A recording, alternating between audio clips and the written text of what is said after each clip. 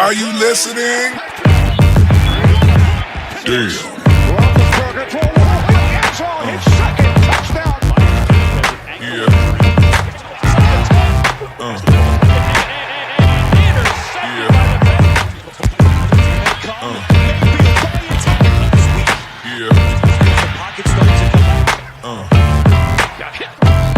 And the ball is loose. Third and 4.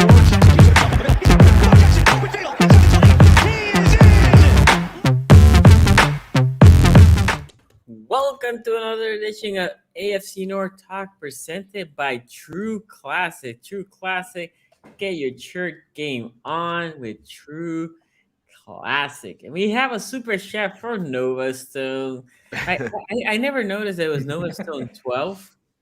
Yeah. Did you guys know that it was 12? Okay. Yeah. Nova Stone's 12. I mean, what other number is it going to be? Yeah, that's right. Tom not Brady. going to be 8 or whatever. What's Lamar's number? Well, it can't be 10. He can't be repping Michigan Tom Brady. Nobody ever reps the Michigan Tom Brady. You know what I mean? Like he only got 12 because he was not that good at not that highly touted of a prospect. That's how he ended up with 12. Yeah, because Bledsoe was 10, right? Yeah. And he was 10 coming out of what, Modern Day? Because he did go to Modern Day, right? And then he ended up going to Michigan, wore 10. Drew Henson was there. Drew Henson came this close from snuffing out the career to GOAT. Think about that. Drew Henson. Drew Henson goes in that long line of like college quarterbacks that everybody said was going to be great and then never remember Mitch Mustaine? Remember him as a Cowboys Mitch quarterback. Mustaine, dog. Yeah. Was that one of those QB factory guys? Was that another modern day guy? He was one of those, like, he was going to be the next great USC quarterback. Oh, yeah. And then he ended up going to Arkansas. Yeah, man. There's actually a great documentary about him and what happened to him. Was he before? He was definitely before Matt Leinart. That was like way before. No. Was he after? Was he after that weird period of USC? Yeah, like John David. Remember John David Booty? They had John David Booty. There was like the Cody Kessler years over there. Who was the dude that was supposed to be like the 5-star freshman that Cody Kessler ended up taking over from? Because he was supposed to be like the guy. I think that's Mitch Mustaine. Jimmy Clausen. That was an era of like an era. Barkley won the job from Mitch Mustaine. Matt Barkley, yeah. Yeah. And then there was like an era. Some people talk about this between like the 2000 and like when Ben Roethlisberger was drafted till like all the way till 2017. There was just like very hit or miss quarterback drafts. Like, you get like a Cam, More miss than hit. Way more miss. Like, now it's like you expect one to be decent every year. It used to be like one every 3 years might be like you might get like Sam Bradford once. You know what I mean? Well, like, remember that draft where Christian Ponder came out, and the guy that went to Tennessee. I'm blanking his name. Christian Hackenberg. Oh, no, Christian Ponder, and I know who you're talking about. He used to run Jake Locker. Oh, yeah. Jake Locker. God, yeah, dude. The reason Tom Brady and Peyton Manning played forever is because they had to. Like, if they would have retired in 2013, the league would have been screwed, and they had nobody. Was Jake Locker a first-round pick? Yeah. Yes, he was. He was like a 10th pick overall. It was Ponder and he was picked 5th. Jake Locker was? Because I remember Jake Locker being that was like 2 years after that was like 2 years after they drafted Vince Young, right? It was going to be like Ponder or someone else, and it was Jake Locker. I'm going to tell you this.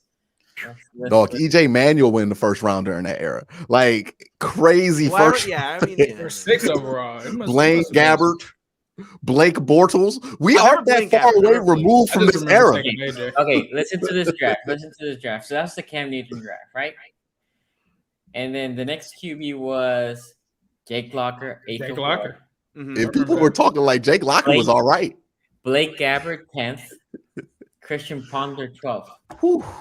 But look at this. Look at this. Between those 3 quarterbacks, they picked from 1 to 16 all Pro Bowlers. Cam Newton, Von Miller, Marcel AJ Green, Patrick Peterson, Julio Jones. Also JJ Watt draft, right? Yeah. Tyron JJ. Smith, Yeah, who did the Steelers take at 31 that year? Cam Hayward. Oh, yeah. Not bad. Somebody good, I guess. Still around. That was Mark Ingram. That was a pretty good. Yeah, Mark Ingram and Cam Jordan in that draft. They were both first round picks in that same draft, right? Who were the Andy Dalton in that class. Andy Dalton, the best quarterback in that class. AJ by the way. Green. Yeah. No. After Cam Newton. Newton. Well, the thing is like whenever people like blame the Bengals for giving Andy that extension, yes, in some ways you could look at that and be true, but it's revisionist history because like we forgot how desperate people were for quarterbacks back then. Because when Andy Dalton got that extension, we gave him 100 millions, dog. We gave him 100 million, bro. Dog, 2 years later, Kirk got the guaranteed bag. You know what I mean? Like we were so desperate for quarterback play between like it wasn't until Pat Mahomes, like that draft, the people was like, 2 good quarterbacks in one draft, Pat and Deshaun, and then it just kept happening until like what 2021, the Kenny Pickett draft. Has there been a good 2 quarterback class? Yeah, right. The thing was though, Quincy, like, I mean, it was 2018. Imagine Baker had the season that he had last year, and y'all was like, "Let me give him 100 million." That's like Andy Dalton had like a horrible season. And I'm telling you right now, Ace, if that happened in 2012, Baker Mayfield would be 100 millionaire right now. If he had that season he had in 2020, in 2011 or something like that, he would be rich. Remember, they were giving it back to what's his name? He had one good game in Green Bay, and then Russ came out of nowhere and took his Matt Flynn. It took nothing. Chase Daniel, look at his pay stubs in that era. Incredible. Okay. Nick Foles, when he won the Super Bowl, he got the bag. Yeah, Nick Foles. Mike Glennon kept getting money. Mike Glennon just everywhere he went was like so little. That is not Andy Dalton, hey, bro. This man had 3,398 yards, 19 touchdowns, and 17 interceptions. He had no business getting $115 million next season. It was so barren back in that day, man. Like it was so barren that people were like convincing themselves that like this is great. You got to keep a quarterback who is not absolutely terrible. Like I remember Joe Flacco stuck around for a while because of that, right? Like the biggest quarterback deal at the time. I mean, like, that lasted a week. I love that deal. A week. Most of the reason Mike Tomlin has never had a under 500 years because he had a quarterback during that era. Like that's a lot of why Mike Tomlin's never been under 500 is because he had Ben Roethlisberger in that era of just like, oh God, it sucks to not have a quarterback and nobody had him. But he may not go. He may not go under 500. Let's have a couple super chats here. See. Look, you were telling me, Quincy, why are you just not pronouncing this dead yet? Well, we'll talk about the Steeler game because this was an interesting one. Steeler fans are going to be very happy. You're back. I'm not back. I'm not back. But I'm like. He's I'm not back with TJ Watt. Cautiously optimistic because. Hey, very cautious. Didn't we say? Well, when TJ Watt comes, it will change. And only one thing. Nothing to do with TJ. Nothing to do with TJ. Doesn't matter. It has nothing to do with the best player in your franchise's history on the defensive side of the ball for a franchise that's consistently. I saw Ben was in attendance too. Ben was at the game. Well, we'll talk about that too. Ben being in attendance. Definitely had an effect on a certain aspect of this game, which was 10 out of 10 hilarious. Kenny gets hurt, and then all of a sudden just starts playing lights out football from that point. That's hilarious. What other quarterback would? Oh yeah, he did the Ben move. I'm hurting, guys, and then just Kenny Pickett was like showing up for Ben. Hey Ben, watch, I can roll my ankle, and then he's like, Ben, I'm about to play your greatest hits. Exactly. It started playing Purple Rain in front of Prince. Like Kenny Pickett, he was like a Ben Roethlisberger tribute band out there. Yeah, he was. I loved it. Okay, so we have some super chat here. Noah Stone here says, Tom Brady, the reports of my death are greatly demise, my guy. It's all good. It's crazy too. As bad as the week he had, that whole exchange he was a part of went down, and then why would they do that? I mean, Byron Leftwich should be brought up on charges for elder abuse for calling that play. Like that's unfair. He's 45. the trip. No, when they run him out for a pass, like what are we doing? He's 45. Like I hate the guy. I hate Tom Brady. Tony, we talked about this. He's 45, coming off of a cross globe trip to Germany. What would make you think this is the week to pull out the Tom Brady athletic plays? By the way, I don't think our locks. Do you want to hear him? I have him here. I actually have him. Would you like to hear our? Those locks got demolished. I'm pretty sure they didn't get demolished. but they didn't do good. Seattle was one. Seattle was one. No, I had Tampa in that one. You guys, No, we bet on Justin Fields. I think was one. Yeah, we bet on Justin Fields. We bet on Daniel Jones. Yep. And what other bad quarterback did we bet Jimmy on? Garoppolo. Boy. Well, he came through. He came through. No, okay. We had Giants minus 4.5. Yeah, they covered. That's right. We had minus 4.5 on the Giants. They covered. We had Bears minus 3. I don't actually understand how they didn't win and cover that game, but good job, Bears. I loved it. I mean, as the owner of the Bears second round draft pick, I'm pretty happy about the outcome of that football game. And then we had 49ers minus 7, and they won by 6 because they missed an extra point. So nice. Okay. Yeah. So Mr. Whisper here says, Ace, are you surprised the Bengals didn't seek corner help in the bye week, or do you believe Dax Hill can play corner on the outside? No, I mean, I'm not really surprised. I mean, I think they did pretty well with Alan George, and I think Eli Apple last week. Mike Hilton's probably getting healthy. Jalen Davis stepped up. So, no, I'm not. When they didn't go after the guy that signed with the Raiders, his name escapes me now, Vontaze Burfict's cousin, Sidney Jones. When they didn't go after him, I was like, they're probably not going after anybody outside of the roster. And those guys played good last week, so no reason to really look for a corner at that point. Okay, Anime here says, even with how should got William Jackson. Dude, William Jackson, you traded for him and he didn't even play a game, right? Well, he'll be back. There, he's on 4-week IR, so they said he's going to be back. Oh, so he's not going to make the Cincinnati game? No, I know. It's like so they that trade now is null. By the way, I don't know if you guys heard that. It's pointless. What was he think? What? There's no the draft picks do not get swapped now. How much money is left on his deal? So they just cut him. Money, and you guys just they get the ate remainder, some of it. Or? I think it's like 2.1 or something. The Steelers are eating. Okay, but you guys have him for like what? 3 But more yeah, years next year he makes like 19 million. He's on a 1 year. Yeah, what? That's a restructure or get cut. $19 million with somebody I was not sure was in the NFL before he got traded. Yeah, it's a weird trade. It's because he said they were there in the Commanders. Nobody's paying attention to them. True. Unless they got Heineke. Let's go. Have you seen the play the I watched the Commanders play like 3 times. I did not know they had William Jackson. Like, did not know. Was he starting? He was not good there. He was not good. Not good. Like, I don't remember. I watched that Thursday night game all the way through. I don't remember hearing William Jackson's name. Why would you do that? One time has made sure that Bengals fans are updated on William Jackson III for years now. We get weekly updates. To answer your question on why I did that, look, I need to watch something when I'm on this treadmill. Okay. All right. Okay, so even how bad the season is going, I can't be mad with the Watson potential. It's still top 10 in my life. And now I feel like we just need to like. Yeah, I like that we all went silent. That was a moment of silence. That was a moment of silence. Super chat there. Like, just let that breathe. Like, that's rough, man. Silent Wolf here says, have you guys realized if you keep your average viewer count per video, you will hit 1 million view total by the end? No. I know. Really hot chip. Let's do it. That's awesome. I try to keep a chart, but I have not seen that. See, that's pretty cool. Thank you for that, Silent Wolf. Yeah. And Darren says, I'm ready for what to terrorize, bro. Let's get it. This week. Super Bowl. This is my personal Super Bowl, guys. I don't know if you guys know this. I'm getting ahead of this one early. This is my personal Super Bowl. Personally, what will Bengal fans say if y'all win? Because their big go-to has been 52 this week. Yeah, the big go-to has been, is this Cleveland Super Bowl? I'll put another ring on it. But like, if Pittsburgh gets their 7th Super Bowl this week, what's going to happen? You know what I mean? If they tie Tom Brady this week. I know it's going to be I'd say for me personally. Again, this is me personally, but I'm getting a ring. I'm putting a banner up. We'll do a ceremony on my channel. It's going to be a whole thing.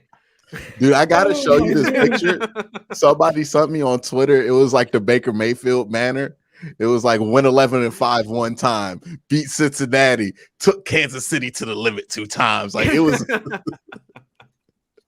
nice.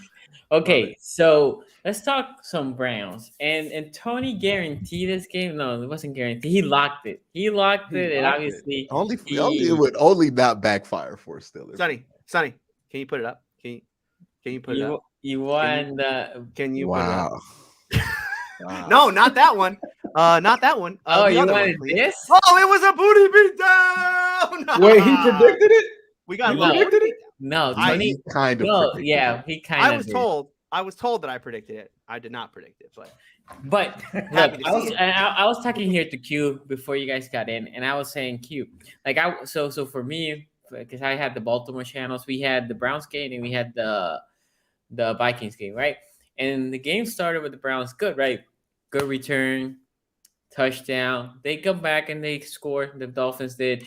And then for a moment until like the mid-second half, and as Q said, like the fumble, obviously, but even they stopped them in fourth down. So you can see like, oh, they stopped them in fourth down. What are they gonna do? Well, they give the ball back, they score. By the end of the first half, you're like, man, this feels like it's gonna get out of hand. And then it never felt like a game. Like in the third, fourth quarter, Miami didn't punt. Miami's running backs were not being touched. There was just craters for holes. I mean, it was just like and Q has talked about this, right? The bad D tackle play. The D tackles in this team, where are they? Right, they're not eating space, and now you have old linemen just pushing and just again creating massive holes. And Nerd Boy, as Tony likes to call him, obviously comes from the Shanahan tree, and they like to run the ball and they scheme good running attack. But this was like Miami has been good running, but not like this good. Like yesterday, they were like peak running team, right? Plus, then the passing game. I think Q said it to me again in the backstage. He said like there was no effort. I didn't thought about that word, but yeah, it looked like the defense almost gave up. Like they were like, we ain't beating these guys. So let's just we're done for this game. Not done for the season, but like it's a wrap. I mean, but Q, I want to hear from you, Q. What was your? I know people are expecting me to go on this big epic rant and be all mad and all that. What's there to be mad about anymore? They are who they said they are. They are who they are. This is who this defense is. They're pathetic. They need to be washed out.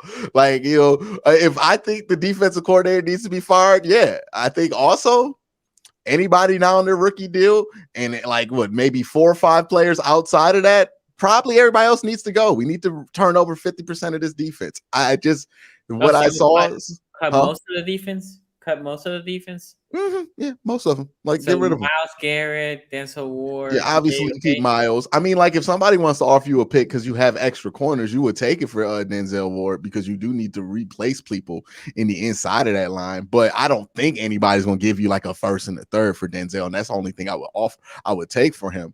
But yeah, man, it's just I can no longer be mad at things I know to be true. It's like if I look at my phone and the weather says it's going to be 30 degrees outside, you know what I'm not going to do? Walk outside and be like, damn, it's cold. Why is it cold? And the phone said it's going to be cold. This is what's going to be. This defense stinks. Like they just stink. They have great performances against division foes for whatever reason, but everywhere else, they stink. The game plan stinks. The players stink. The effort stinks. Everybody need to go. You know what I mean? Like, hey, we focus so much on should it be Joe Woods and should it be Kevin Stefanski and having these stupid little in-fan base wars that are pointless at the end of the day because we're just going to replace this war with the next war and we're going to argue about things for the live long day. Every team argues about some dumb tribal thing in their fan base for the end of time, and then we're just going to replace this with that, right? And people are stuck on this. Is it Kevin Stefanski's fault? Well, he's the head coach. He's in charge. Let's not be idiots about this. The defense is the problem. That's what's the problem. Joe Woods is in charge of the defense. He needs to go. The players on the field are in charge of effort. You need to send a message and get rid of most of them because this is not acceptable. Not in the middle of the season, but when it comes to this offseason, because let's be real, the Browns' chances to realistically, without trying to be hilarious, make any chance at a playoff run died on Sunday, right? Mathematically, they're not eliminated until they lose like 2 more games. But let's be 100% real here. They're out of serious contention at this point. If they make the playoffs, LOL, somebody fumbled. Somebody else fumbled at that point. So we know what it is with this season. This year is not about making the playoffs anymore. This year is about figuring out what you need to get rid of to start next year better. And that's what they have to do, right? You put a $30 million bet into Deshaun Watson. This team has to be as good as possible with him. And defensively, we found out that, man,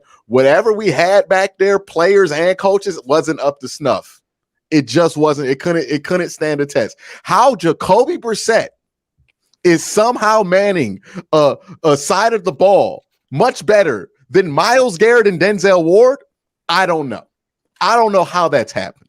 But that's a stain on both of them, right? Like their leadership, especially Myles, because Myles is supposed to be the leader. And I know I'm going to hear this dumb shit all week, but it's got credit this week. TJ would never let that happen to the Steelers, even though there have been games where TJ has been out there and the Steelers have embarrassed themselves. But not to that extent.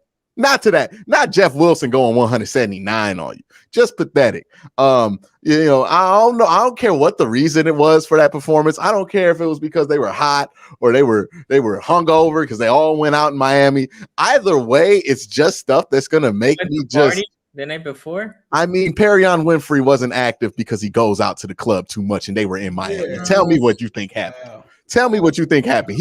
He went out with the dudes and then didn't wake up on time to catch the bus at 10. We all know how the NFL works. Ooh. You got to be on the bus at 10. He wasn't on the bus. He's not active. Rookie, you can't do that. He's in the doghouse. This is the third time he's done stuff like this. That's wild. I do have a question though, because so obviously the Browns kind of have this. They do have they have a gaping hole in the middle there. They need a DT badly, but they have 2-3 wins at this point. They're probably gonna end up with 6, 7, something like that. Maybe even they get to 8. But still, you're looking at probably a top 15, top 20 pick in the next draft. And it's a good DT class coming up.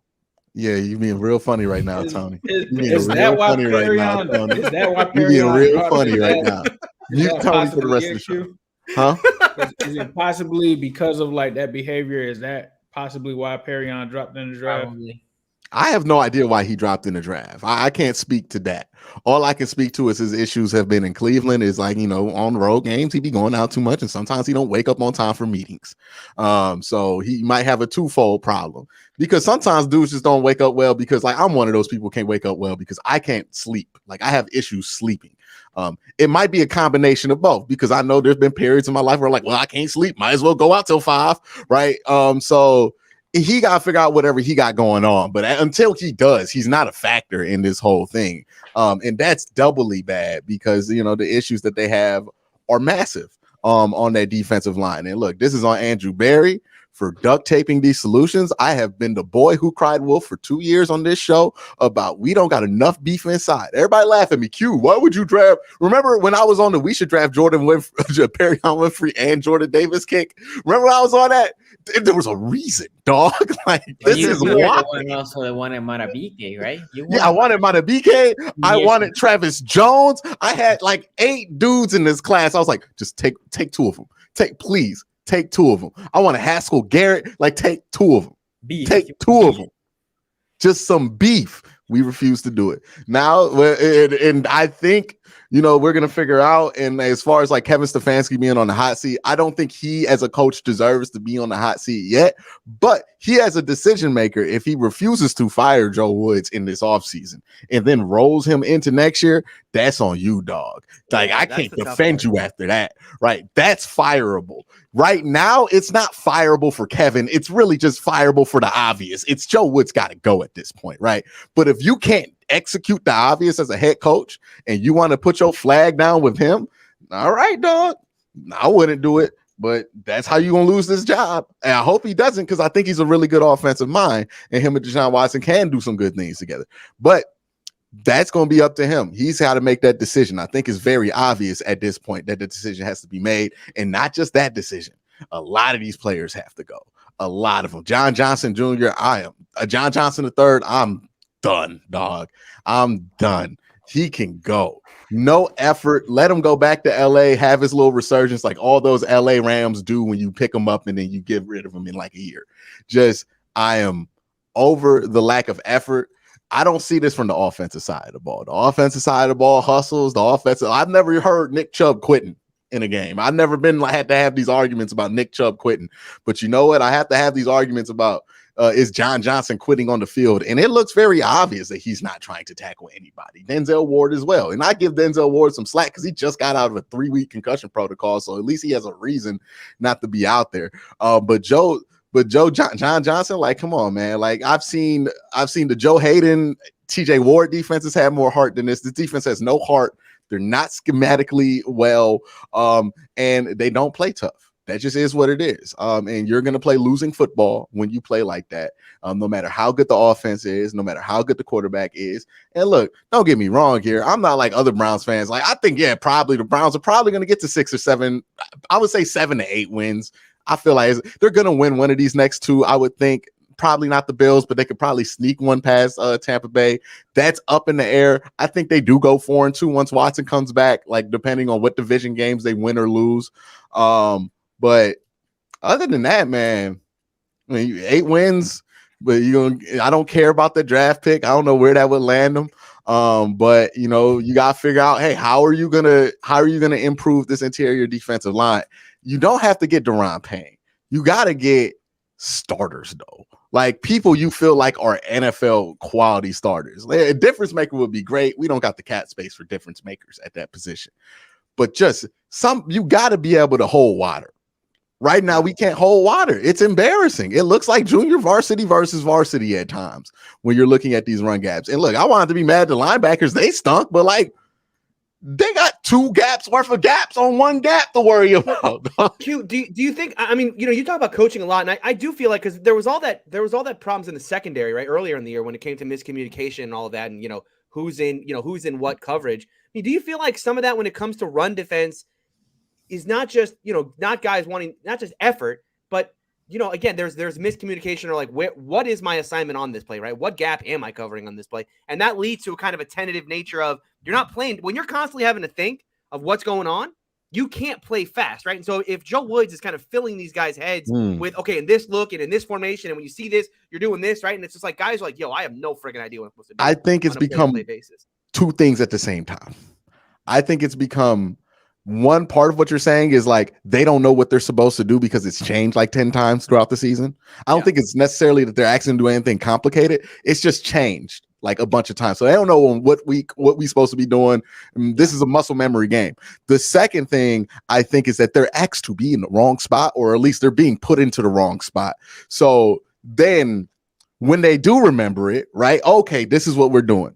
It's a play call that gets beat by the offense because they call the right play on it, because they see what the Browns are doing, because it has to be so simple to get it in. And then they start thinking, well, even when I get it right, it's wrong. So I might as well just do what I want. Right. And then now you got 11 dudes out there trying to play defense off vibes. Like, that's what it feels like. Yeah. Like the front seven be playing off vibes. And that's how that happens in the NFL. So, it's part bad coaching. It's part when your defense just doesn't play well. These things happen to it. And look, you fire Joe Woods and keep this same roster, you're gonna have a bad defense. I'm gonna give credit to Jake Burns, who said this. If you fire Joe Woods, keep this roster, you're gonna have a bad defense. If you keep this roster, if you change out the roster but keep Joe Woods, you're gonna have a bad defense. Okay, your only shot at having a respectable defense next year is to just consider this a failure. Consider this a failure. You failed. I mean, Joe Woods failed. And this is the kind of failure that he's not going to get another DC job for a very long time because like, how is it this bad when there's this many people we know on this defense? And two, and like, I know that D tackle problems have been a problem, but like, damn, dog, like this is embarrassingly bad. Yeah. Like, thank goodness for the Lions, because this would almost be historic if it wasn't for the Detroit Lions this year. And like that, you can't really justify this from Joe Woods' standpoint, and from some of these players, the execution has been so poor that it makes you question if they're even that talented to even begin with, or if they're even right fits for what you want to do. So pick the players you need to keep. You keep everybody on the rookie deal still, obviously for obvious reasons, but a large change out needs to happen, right? You know, guys like Grant Delpit just can't be the starter next year unquestioned. You need to have a strong emphasis on this defense yet again, and I think everything needs to change. And I would welcome a different voice, a different style of voice as the defensive coordinator, somebody who is a former player, somebody who is a little bit more demonstrative on the sideline, because I do think they need more of a football guy in that coaching staff to contribute to these meetings, because it's all analytics. It's all kind of this smart stuff. And I think we're seeing the faults of that defensively, where they're not thinking outside the box enough, or sometimes they're thinking outside the box too much. And you get players who just, I mean, like you watch what I saw on Sunday. It looked like a bunch of players who like, man, F this. Like, I'm tired of this. I'm not playing the rest of the year doing the Joe Wood stuff because I don't even believe in it. You know, and that's what you get. Okay, Ace, what do you thought about this game? I mean, this is kind of, I think, the game that shows us who the Browns are, right? Because we saw similar last year when they beat the Bengals, they get up, and then the following week, it's a letdown. I think this just brought them back down to earth. I tried to be big and high on this team before this. I tried to give them the benefit of the doubt in the Jets game, games that they blew there at the end. But that game yesterday, it just became blatantly obvious that Miami just decided we're going to jump on your Achilles heel, which is your run defense, right? We're just going to, like, to allow Jeff Wilson to do that is just crazy. Jeff Wilson only been on that team for like 2 weeks. I don't even think he knows all the plays. I don't even think he knows all the plays. To be fair, though, it's the same offensive coordinator he had in San Francisco, Mike McNabb. For sure. But they just got to a point where they're just like, we're just going to run, and that's what it is. And I think, like Q said, I think, like Q said, the defense gave up. The other thing, though, that I found that was interesting in this game, and depending on where you go, whether it's PFF or NFL, the stats are different. The one thing that stuck out to me in this one as well was the offensive line. I was surprised how much pressure they allowed from, I mean, obviously Bradley Chubb is cool and Melvin Ingram, but, you know, I expected a Cleveland offensive line to play much better in protecting him in this game. I just didn't see that from that side of the ball. Offensively, it just seems like Kevin Stefanski is kind of struggling with what identity he wants to go with. Does he want to be a run team? Does he want to be a pass team? He kind of went away from the run a little bit earlier on, and then at certain points when he had to pass, they just didn't have anything going on. Well, I just don't get it with Amari Cooper. It's like one game, he looks like a top 10 receiver. The next game, you just don't hear anything from him. I don't know if it's because of Xavier Howard in this tough matchup when he goes against tough corners, but I just didn't see it from him offensively in this game. And they were in a tight game in the first half. The defense explodes. The offense doesn't give them anything in the second half. Next thing you know, it's a blowout.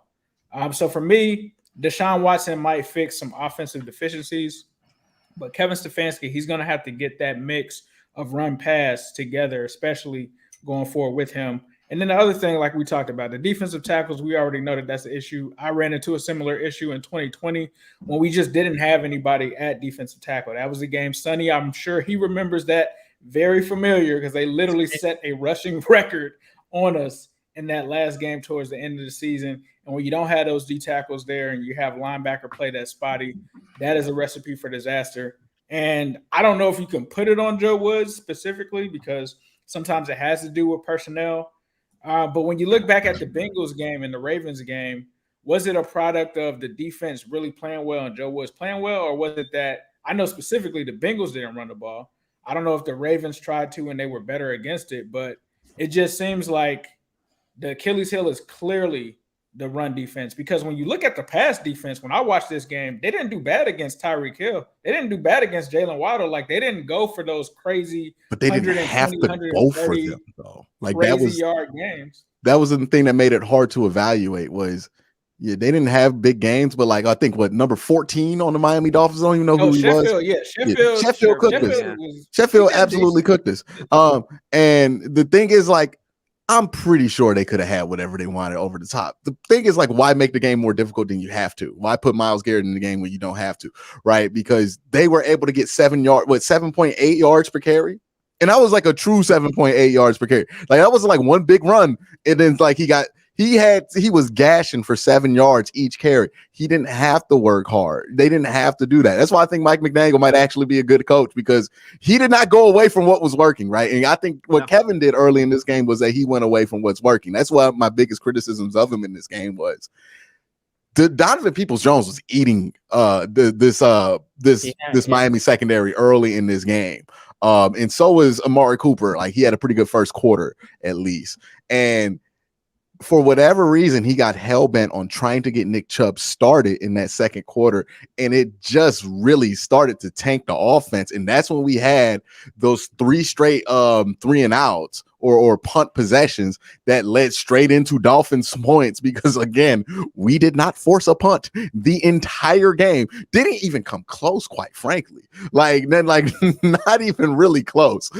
So that was a thing for me that frustrated me, was like, Kevin did the shit that I criticized other coaches for, where it's like, man, were you listening to Twitter? Were you really like letting them get in your head about this? Where like, oh, you're not running Chubb enough, so you force Chubb with the 2-minute drill to try to get him started. You end up wasting no time off the clock, and then they scored like with the last minute 30. And then once they scored at the start of first half, that was the second half. That was it. That was game. Game, match, set. We ain't coming back from 18, baby. It's tough. It's balancing that identity. Like, do you go with Chubb in the run game, or do you take those chances with Amari Cooper? And situationally, and I think they will have a better balance. And I think they will have a better balance. But right now, what's happening is that teams are just deciding now more than ever, we're absolutely not going to let Nick Chubb beat us. We'll live with whatever Jacoby Brissett and Amari Cooper can do, but when it comes to Nick Chubb, we're not just gonna put 8 men in the box. We're gonna start these dudes going downhill before the snap even starts. Like, we're gonna try to just get there before you can. I mean, that's what's happening. I mean, he was not good in that first half. 2.5 yards per carry, and that's not on him. There's literally 10 Dolphins down there in every gap. Like, they're not gonna let it happen. And the Browns' offensive line was not blocking well enough from a pass blocking standpoint to take advantage of that through the air later in this game. So I think Kevin, he has what he wants to do with Deshaun. It might be different because they're not going to be that bold with him there. But, there's still the 2-minute drill decision-making stuff at the end of the first and second halves. Those are a real problem for Kevin. Like, that's popped up enough over these last 3 years where I'm like, okay, you have an issue here. Tony, anything else you want to add?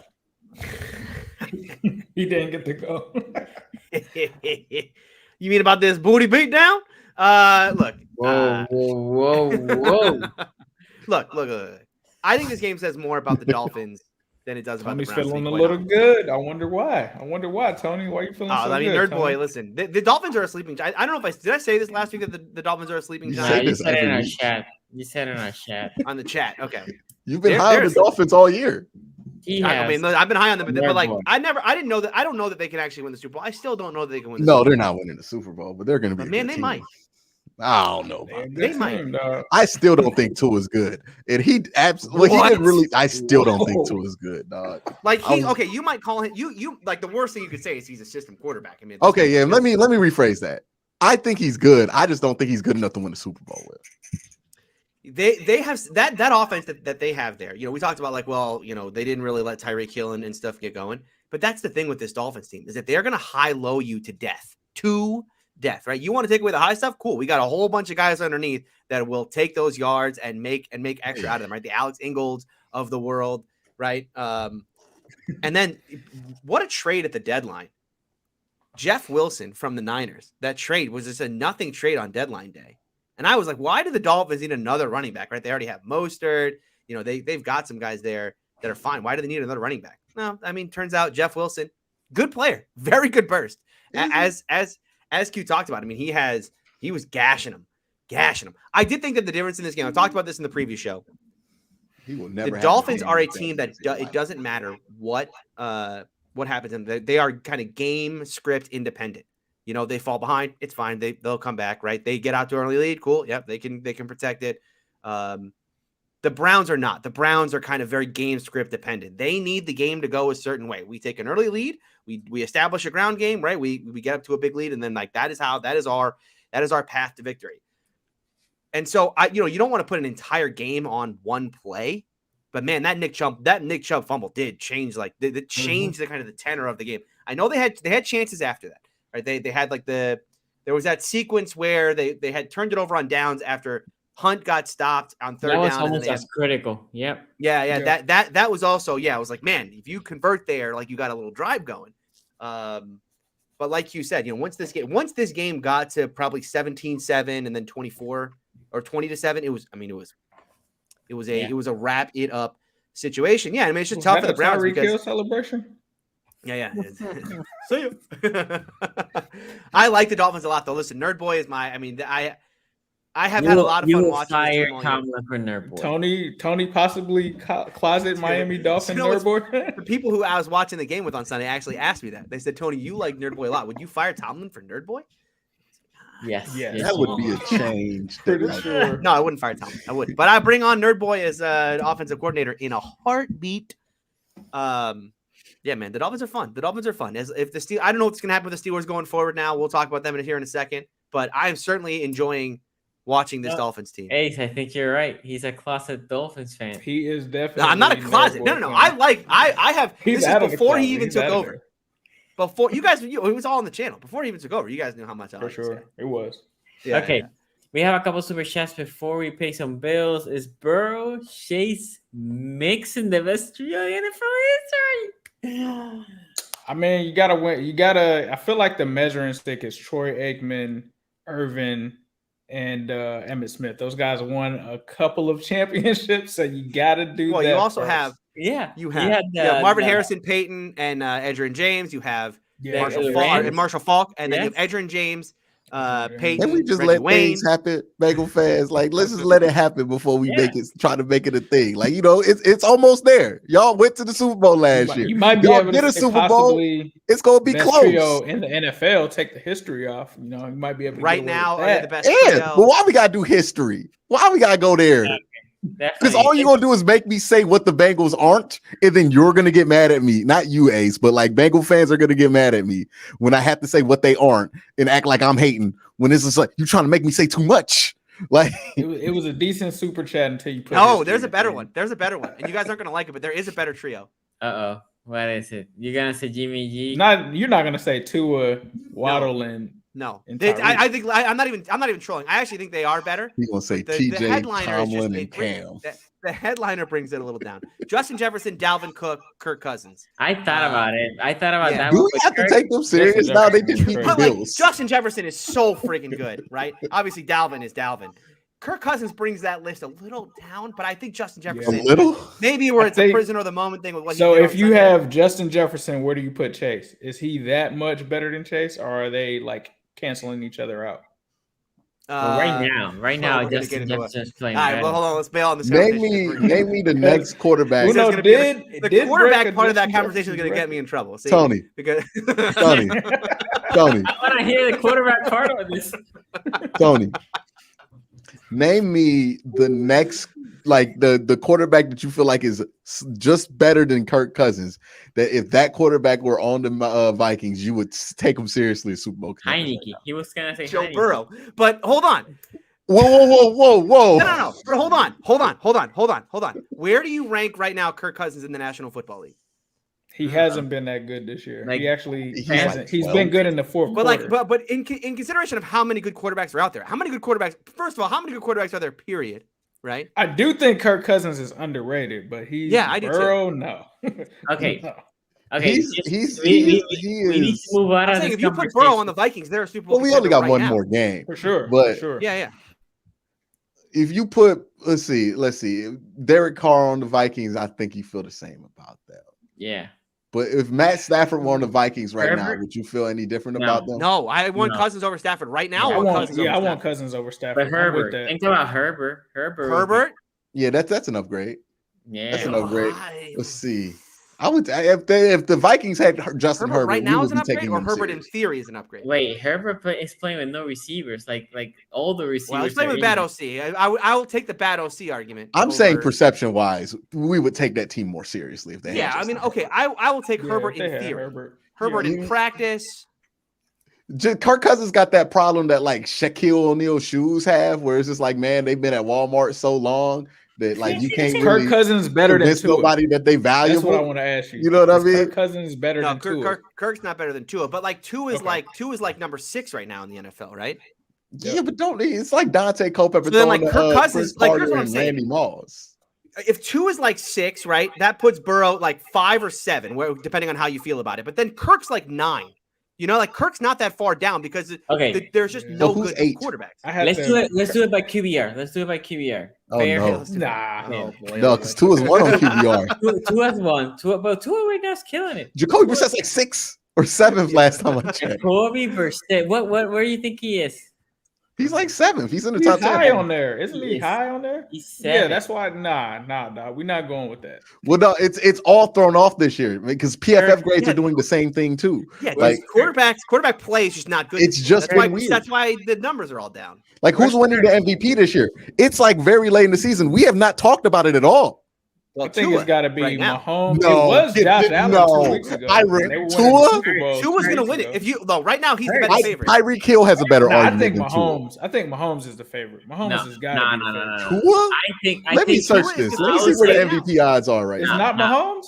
like Q. I agree with Q. I will give it to Hill first. But if you talking about quarterback, you're not gonna talk about the Philly. Come quarterback? on, man. Like I watched Tua Hurts- cook us for the whole game, and I wasn't like Tua's cold. I thought he had cold without teams. Tyreek Hill. Are No, we seeing what Pat Mahomes is doing without Tyreek Hill? I Everybody agree, that Mahomes said should be that in the the- Chiefs Okay, weren't so- going to win that Running, yeah. division. we're forgetting about Without Jalen Tyreek Hill, they Hurts, suck. who somehow Hurts is in there too. That's Hurts what is in I there said. too. Tua's third on the betting odds. Oh, Pat's Tua is first. third. It's Pat first. Yeah, Yeah, Josh of Allen. course it is. All right, hold Pat on. Mahomes? Josh Hold on, Allen, what? Hold on Lamar 1 second. I am Jackson, now in for Joe 1 Burrow. minute on Tua to win the MVP. I don't understand why he's 5-1 right now. Just that's free money. Sorry, I just Kirk had Cousins, and then Geno Smith, and then we'll stop talking after that. Like after that, there's nobody else. I mean, Tyreek Hill was there, sure, but when Geno Smith is above you in the MVP rankings, and I get Geno Smith's had a good Kirk Cousins Yeah, has but higher come on, MVP MVP. odds than Joe Burrow right now. MVP of the league, Geno Smith, MVP of the league, I don't know. former MVP Geno Smith. Does that sound right to you? Hey, the Yeah, Seahawks were a surprise this year. I did not. There's see a them cutoff coming. where that person can't win it. He I'm can't sorry, win if it. Jalen He Hurts probably and Tua won't win are on that cutoff where I'm like, I'm sorry, they can't win the MVP at the one. No, like Hurts could win it. Hurts. Hurts could I win think it's Mahomes, dog. I think it's Mahomes.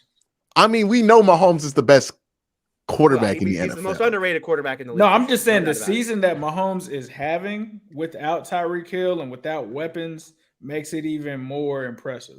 Dog, this is gonna be a weird. This is gonna be like when Matt Ryan won the MVP, man. We just gonna have a Josh Allen stock just took a little hit the last 2 games. I don't well, know. he played the Browns next Yeah. week, so watch out. You know, I mean, look what we did for It might Tua's be- hold on, hold EPA. on. This might be a buy low situation on Josh Allen. Hold on 1 second. Yeah. Yeah, Tua's Look what we just historic did for lows Tua, are and you crazy, think we man. ain't gonna do that for Josh? Are you kidding me? Come That was on. a buy low situation. Okay.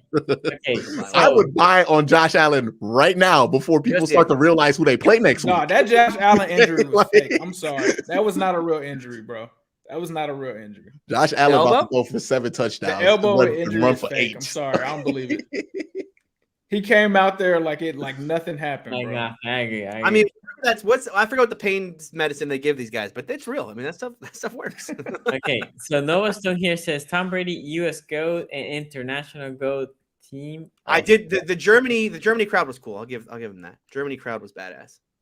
I mean, it felt like a soccer game, right? They did. Yeah.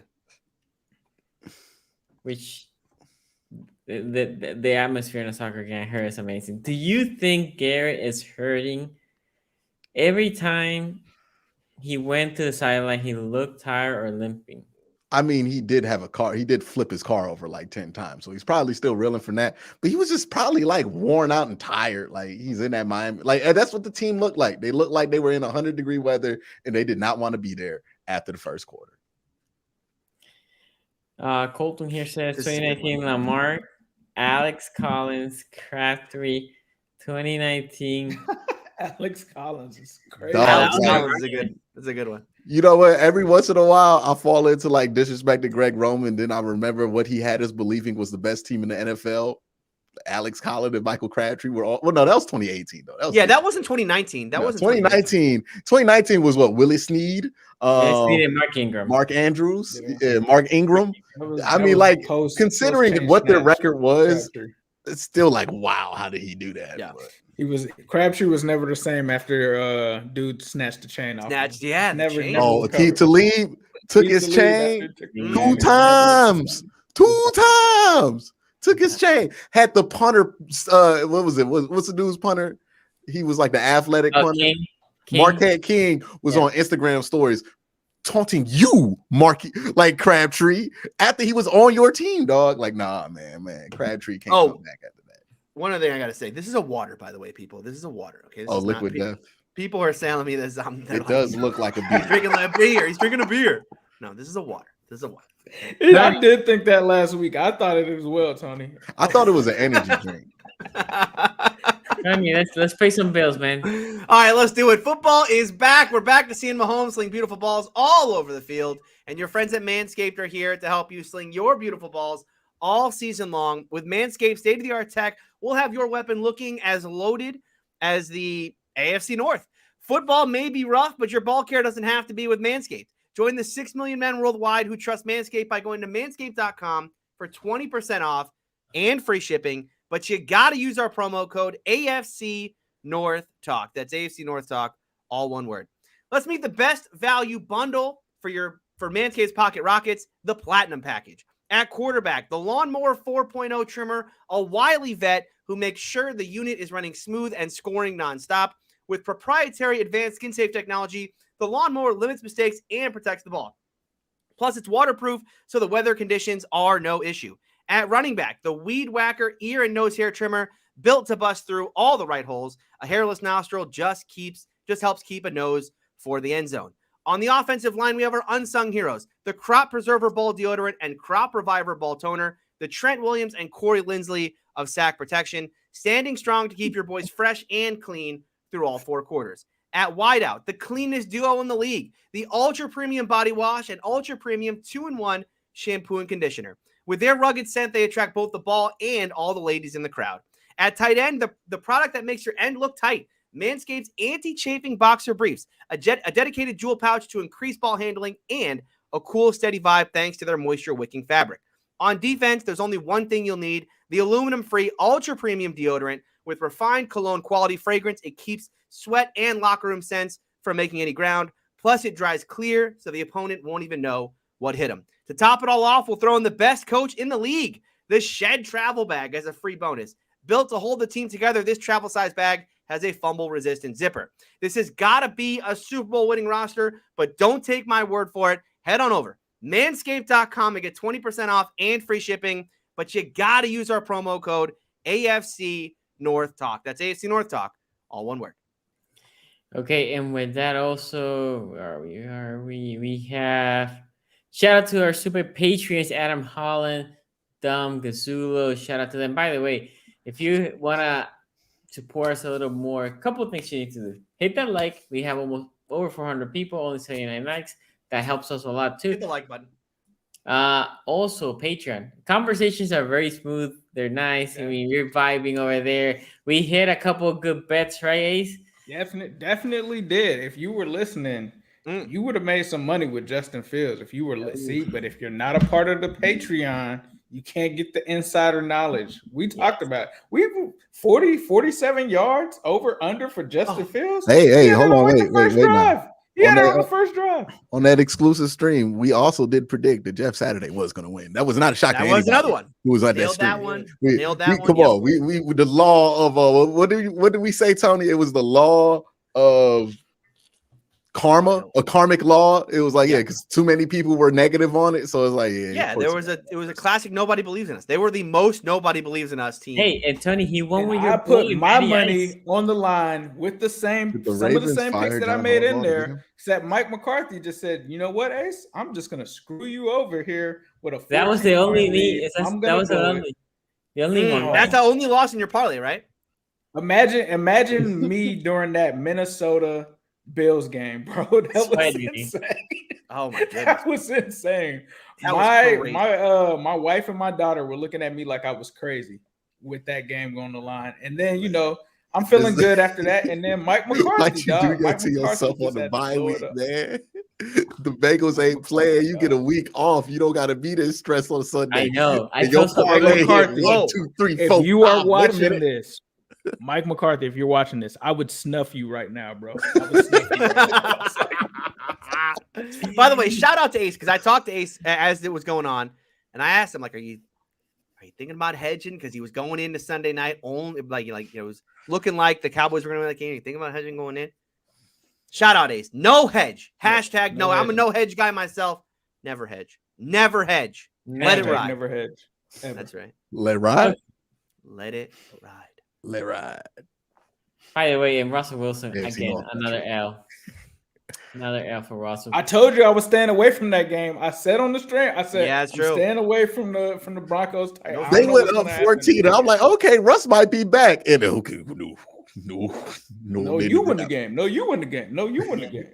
Was it Ryan Tannehill back? Yeah. Well, because Derrick Henry ran for 2 yards a carry or something. So Tannehill had to do all that. Ryan had to put the team back on his backpack. Yeah, exactly. He had to go do some Tannehill things. That Denver defense is so good. It is the good. fact that they can't win with, it's just. Dude, I have a Bronco. They always give me like 10 points on fantasy. They must be a good defense, but I have a Bronco friend, right? And me and him talking, I'm like, dude, aren't you disappointed with Russell Wilson? He always tries to justify, like, no, you have a top 10 defense. You traded for this guy. You gave a bunch of money. You're not telling me you're not disappointed. It's fine. You're gonna be disappointed with Hackett too, but he's supposed to be a veteran quarterback. You're supposed to be putting it there, and at worst, competing for a playoff spot, right? Let's say you make the 7 or 6 seed, but they're not even close to making the playoffs. It's the same thing every year for the Broncos. 3 and 6 is same close. problem. 3 and 6 is Great getting closer. defense. You said Bad what? play from the quarterback every single year. Trust we me, close trust now, me. Sonny? We're getting close. Sonny? We're getting close. Hey, remember what We in last the week? hunt. Hold on. Remember what the title of last week's video was on the preview show. Okay, it was like staying in the playoff picture or something like that.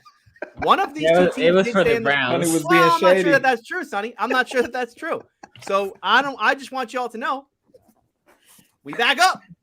Let me tell you a quick story about how pathetic it is to be a Browns fan growing up. I remember there was one game we were playing Washington, and we were both like 3 and something, like 3 and 7 or something like that. But me and my brother were so excited because when they showed the in the hunt graphic, the Cleveland Browns were in there. It was like, oh, we in the hunt. The season's not over. It's November. I wish I could have that kind of youthful optimism again. Steelers are a week away. One Super Bowl away. They're one Super Bowl away from being back on that ground. Okay, well, this Don Gasulo, the super chef from one of our top tier, we appreciate you, Don. He says, "I don't even bother with the Patreon content. I'm sure it's fine. Just trying to support you guys via some dollar bill. Well, I appreciate money back on that that. subscription if you would have listened to some of these bets. Yeah, you got to be. Well, not our locks yet. We'll be better. We'll be better on our locks. But our off the cuff stuff, we're pretty good at that. The off the cuff. Yeah, when we, you know what I mean? Our Cliff Kingsbury meme picks. Oh, those are the greatest. By the way, and if you like, we were wrong on the over under. We had to have been wrong on the over under Aaron Rodgers because that man launched a whole bunch of Hail Marys to Christian Watson. Turns out Christian Watson very fast. Very fast.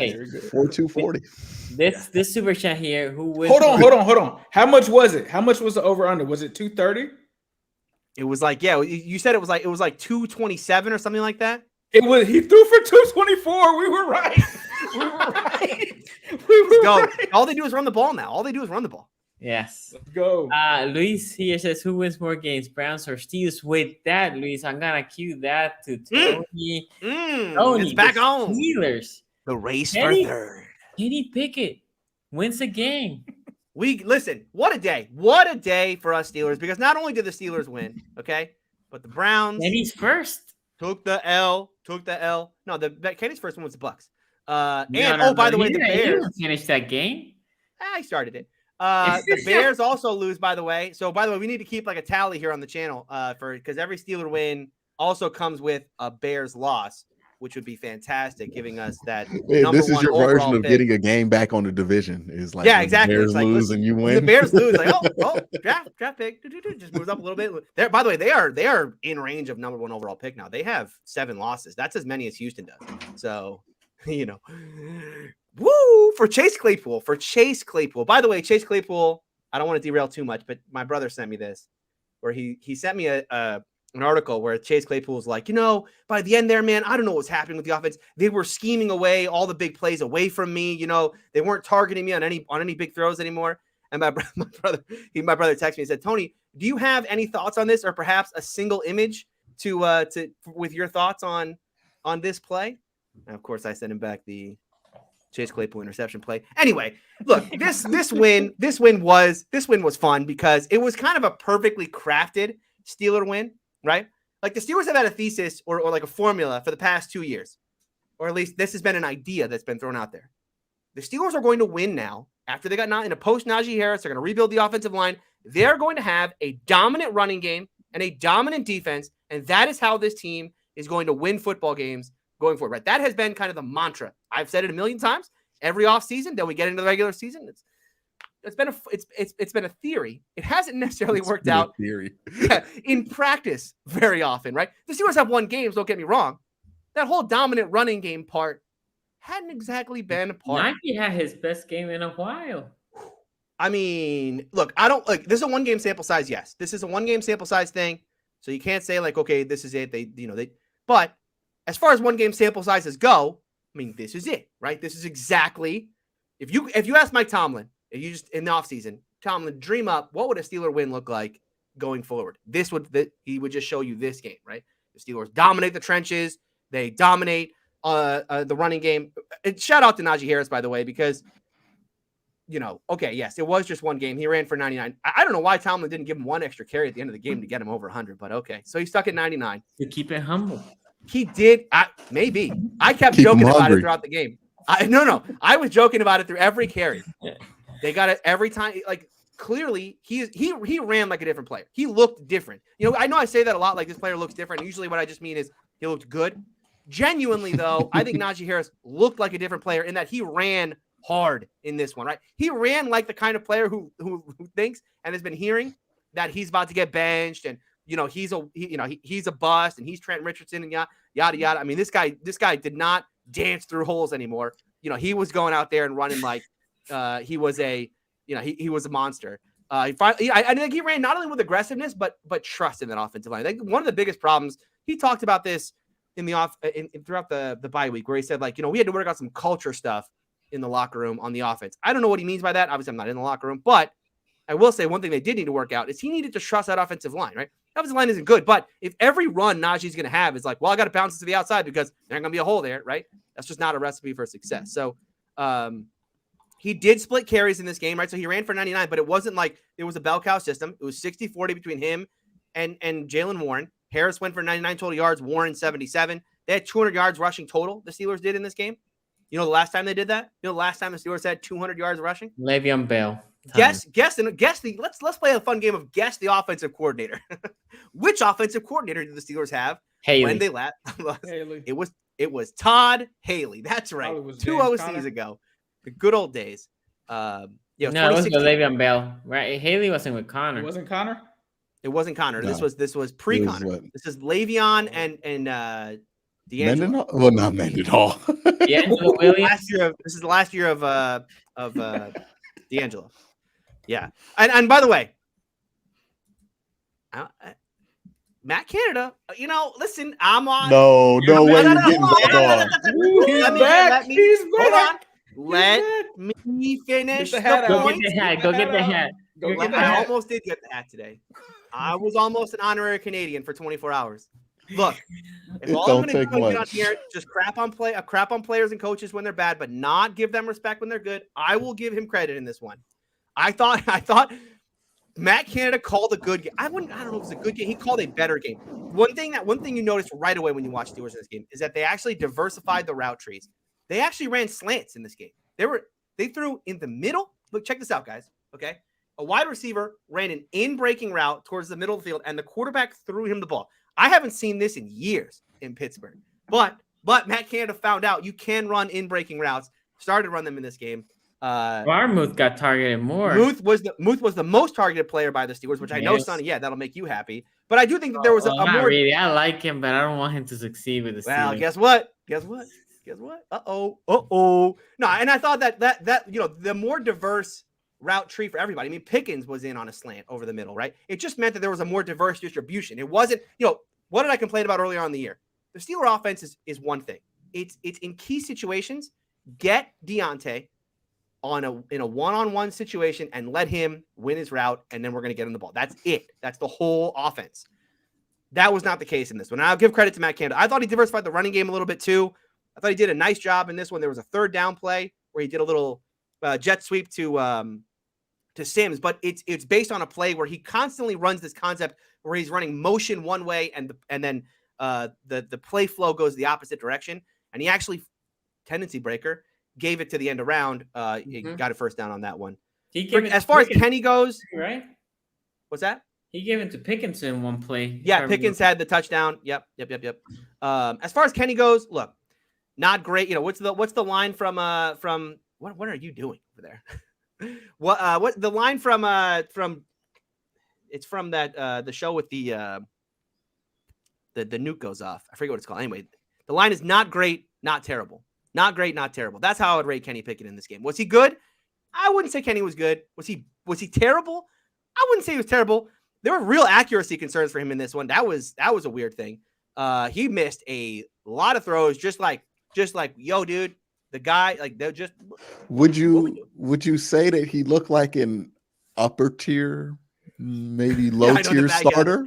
Yeah. We're 5 games in. We're 5 games in, kid. We're 5 games in. I do think the biggest problem I have right now with Kenny, and this is like we've seen enough games now where he can start to build tendencies about a player. His pocket presence, pocket awareness is becoming more and more a concern. He bails early from pockets, and he does this thing when he bails where he does this like pirouette, flip around where he's he's got to turn his back around. It is such a bad habit. He needs to get in a better habit of stepping up in the pocket and keeping his eyes downfield, because what happens is when he does that kind of, the little pirouette out of trouble and then rolling out, first of all, you're cutting off half the field from yourself. And then secondly, you're taking your eyes off everybody. So you kind of have to reestablish, okay, where's my leverage, right? Where is everybody? That's something Mike Sullivan needs to start working on now with him, because again, as we start to get into these moments where like Kenny is kind of falling back on who he was in college, I called it like the YOLO Kenny stuff. Again, he can be YOLO Kenny, but he's got to be like, again, it's got to be more NFL style YOLO and not like just whatever the hell I feel like doing. His mobility is a plus, though. I think he was part of that 200 yards. He ran for like 55 yards in this game, Kenny did. So, look, here's how I break down Kenny. Kenny was 9 of 17 on third down. Very good, right? Above 50% on third down. They had a drive success rate of 81%. That's pretty good. They were 2 of 5 in the red zone. That's not good, right? So it's like glass half full, glass half empty. Again, not great, not great, not terrible. Defensively, TJ Watt is the greatest defensive player in the history of the National Football League. And I said this when the Steelers defense was crap. I said, look, if TJ comes back and that's all it takes for this defense to go from where they are now back to being number 1 in the league, then TJ's the greatest player of all time. And I don't know if you guys saw the EPA chart that I tweeted out, but the Steelers had the best defense in the National Football League this week. And Minka didn't even play. So it was like sans Minka plus TJ. I mean, a monster. I tell you this. I said like, so you're saying Minka is a system safety, Tony? Well, there is a funny split, Ace. It's funny you say that. Do you know what the Steelers' record this year is without Minka Fitzpatrick? They haven't lost. 1-0? 2-0? Undefeated? 2-0. Undefeated. 2-0 when Minka does not play. That's one of those weird ones.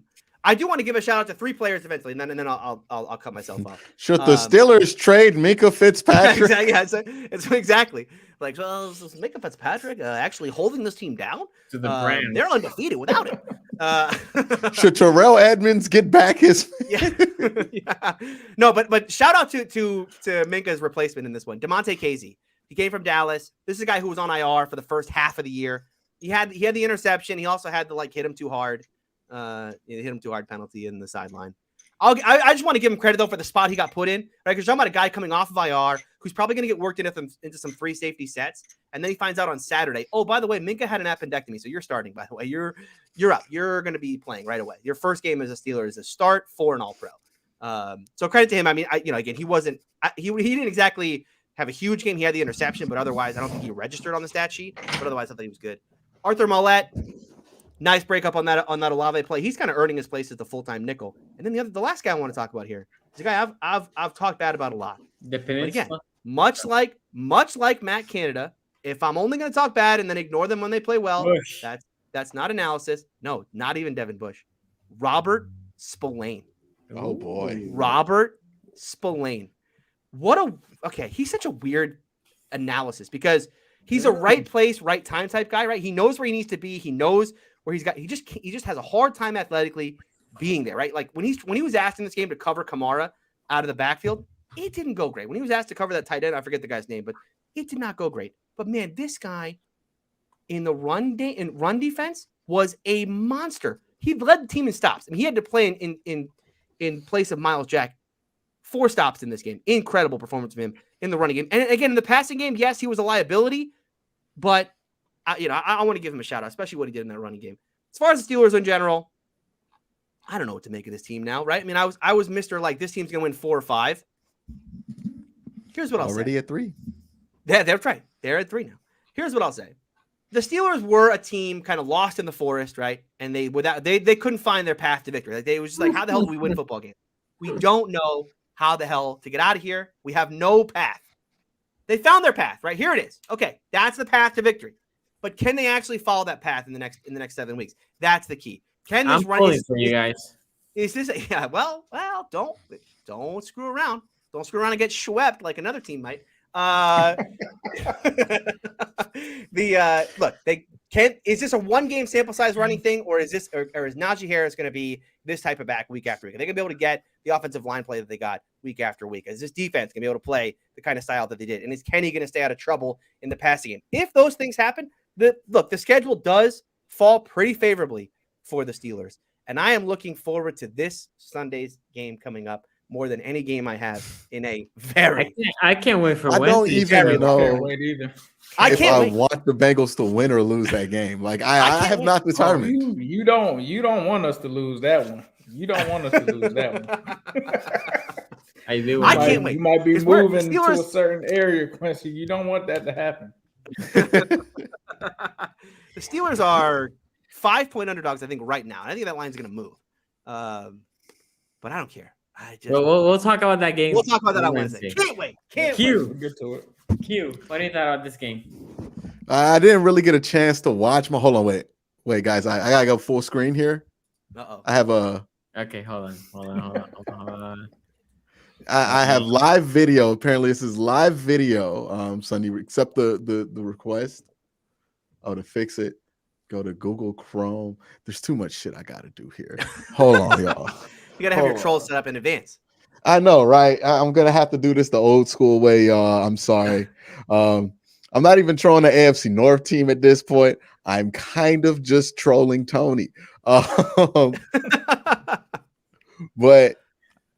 I have live audio. I'm gonna play live audio of apparently what's the sentiment is coming out of Chicago regarding Chase Claypool. So this is live audio, y'all. I'm gonna try to make sure you guys can hear it. Why is it already stinking? Oh my goodness, it already stink. Oh my, what the fuck? So apparently they want their second round pick back, apparently. But in all seriousness, I'm just gonna talk about the Steelers as a whole because after that Browns game, man, I was pretty tapped out on football. I'm not gonna lie. That was a football tapper outer of an experience there. So yeah, with the Steelers, it's interesting going forward. Like, can they who they can beat, right? Because as much as I don't think they should beat the Bengals, I really don't think it's out the realm of possibility that it does happen. But I think the Bengals are probably going to have to get a division win there soon, right? But then they play the Colts, they play the Falcons. They're not beating the Ravens, I don't think. And then they play the Panthers and the Raiders. And that's 1, 2, 3, 4 very winnable games for Pittsburgh, right? They already have 3 wins. Could they get to 7? Could they get to 7? And then if the 7 is a realistic possibility, we're only talking about 2 Tomlin games in a season that has been overloaded with Tomlin games. Just way too many Tomlin games so far. So I think this is going to be my I'm just going to say this already. This Bengals game this week is going to be my Groundhog's Day if they see the shadow or not, right? If they actually go out there and somehow beat the Bengals for whatever reason, like TJ Watt just goes off and he gets like 5 sacks and he ties with Myles Garrett all of a sudden, that's going to be my, nope, they're not dead yet. The Groundhog saw its own shadow. The Steelers will be good for 3 more years. Or if the Bengals actually do their business and like beat down the Steelers and like, I honestly want them to beat them down because it would make me feel better about my chances to be in 3rd place. Wow. I ain't got a draft pick to worry about, man. These tiebreakers only mean anything to me if I go up, not down. So, you know, I am interested to see here because, man, I would not be surprised if Pittsburgh finds a way annoyingly. Oh, yeah, and they play the Browns. My bad. So 1, 2, 3, 4. Yeah, so 5 games, including the Raiders, that they could win realistically. And then you're talking about 1 Tomlin game. No, it's okay. Every non-division game is a winnable game for the Steelers, and then they have 4 division games left. Najee Harris might get his first 100-yard game against the Browns the way it's looking, man. Like he did last year, but. Yeah, and we might redo the favor. You know what I mean? At Pittsburgh, I'm not counting that out. So this is again what I'm saying. This game coming up for the Steelers is interesting because then we're talking about if they get the Tomlin game out the way, they're not going under 500, and we're gonna have to deal with this shit again with Pittsburgh. But we'll see. If they don't get it, then maybe they get the 7 wins, and then we just move on with the season. But their floor is what, 6 wins. It is hilarious with Tomlin how he's like this magician who every year has decided like he's going to do bigger and bigger tricks, right? And you're like, all right, you can't pull this one off. Like, come on. Maybe though. Okay. So before I go to AC here, is this more impressive than what he did with Doug Hodges? Nah. He actually had people thinking they were going to make the playoffs possibly with Doug Hodges. No, they're going to make the playoffs this year. So that probably when you put it that way, yeah, they probably will be. They might actually win the division this year because they have the Ravens twice. So okay, guys, make sure you hit the like. Tony was drinking beer. That liquid death is actually alcohol. It is. Ace, I know you're a big fan of Najee coming out. I know I was here the hate of Najee. Najee obviously get a good game. I know before I watched the game that he had a decent game because I had some people saying like, "What happened with Najee?" Right? Like it's just a game. But I know you have been a big proponent of Najee and how good Najee is, Ace. What do you think? I thought before the season Najee was going to do his thing. Hasn't really lived up to that. I mean, I think my running back rankings are probably looking a little bleak now if I go back on those. But I'm glad I actually watched this game because if you just look at like the box score, it's kind of like a head scratcher when you look at certain things. Like when you see the 10 penalties that the Saints had in the game, you see that the Steelers even when I watched the game, I don't know why I did not see like 6 sacks that offensive line gave up. Like I just didn't. It didn't seem like a game where Kenny Pickett was just getting destroyed or anything like that. And I actually thought from watching the game that it appeared like TJ Watt definitely got a sack, but apparently both of them were Highsmith, and it wasn't a half sack credited to TJ Watt. But one thing that did stand out from TJ Watt outside of the pass rush was the run stopping. Like he set the tone early in that game, stopping Kamara on a couple of runs there. I think TJ Watt's imprint was definitely put on this game, even though he might have not ended up in the sack stat sheet. He definitely still had an impact on this game. Like Tony said, Casey, I almost thought that was Minkah, the way that he came through and picked off Andy Dalton there at the end. I'll say this. I still feel like even though Najee had a good game, the Warren kid, I don't know why. He just seems like a better runner. Like he seems like he makes better plays when he's in. And I think that definitely has motivated Najee to play much better because he knows, like Tony said, that kid, that Jaylen Warren kid, it's only a matter of time if Najee does not turn it around that guy's going to have his job. I thought that they did some creative things offensively. I know I saw them do the reverse to, I believe that was the wide receiver Pickens for that run there. They did some wildcat at one point with Najee. So they definitely tried to be more creative. I think I even saw the pistol, if I'm not mistaken. Oh, they ran out a pistol. Yeah. Pistols in there, yeah, for sure. Yeah, there was some pistol in there as well. Kenny, I think, like Tony said, he wasn't like super impressive in this game, especially when it came to like the deep balls. But, you know, he did enough to keep them in the game and pull away there at the end. And like I said, man, Andy Dalton, I'm never going to like ever believe that Andy Dalton's ever going to do something ever again. The Ravens game was like the first time that I've cheered for Andy Dalton in probably about 4 years. So I knew that he wasn't going to beat the Steelers in this one. That's not to take anything away from them. Andy Dalton just is what he is at this point, man. I mean, and I felt like coming off of that Ravens game, there was just no way that offense was going to be able to beat the Steelers in that game. Steelers pretty much shut them down, came out of there, and they were at home. I was like, there's no way Andy Dalton's going into – well, I know they don't call it Heinz anymore, but I know he's not going into that stadium and coming – it's still Heinz? No. Still Heinz. Still Heinz to us, damn it. I know he wasn't going in there and getting a win. So I think this was a good win for the Steelers. And I think, like Tony said, there was an adjustment. I think I tried to pull up the numbers. I think it was 53% of the time they were running, which is drastic. So maybe that is what Tomlin was alluding to, was going to be a change in philosophy for that, because before that they were passing more than they would really run from that standpoint. So that kind of makes sense. I see where they're going here. The Sims kid, at first, I'm not going to lie, before I watched this game on Spaces, there was a Steelers fan telling me about this kid. I didn't know who was replacing Claypool at the slot. He made a couple of plays, so he's definitely on my radar as a guy not to really sleep on. I think they did like a reverse or something to him. Yep. So he's a guy that has some speed that can make something happen. Firemove clearly has a little bit of a bigger role. The only thing I wonder about is the connection of Kenny Pickett to Deontay Johnson. Obviously, Deontay is the best receiver there. I'd like to see that get a little bit stronger. And obviously, Kenny's going through his hiccups here and there. I'm sure that will pick up at the end of the season. But, yeah, I expected them to win this game, not just because I wanted them to, not be in the race for a top 10 pick. I just felt like this was a game that the Steelers had on their schedule that they could easily win, especially at home. So I think that they went out and took care of business. And, I hope we beat the shit out of them this weekend. Let's go. I love it. I can't wait. You can't be too friendly. It's Steelers week. That's right. Now, I will say this before we end up the show. Kirk Cousins is better than Joe Burrow, by the way. Tony. You going to end up on the clip. You lucky you ain't trying to get 10K followers.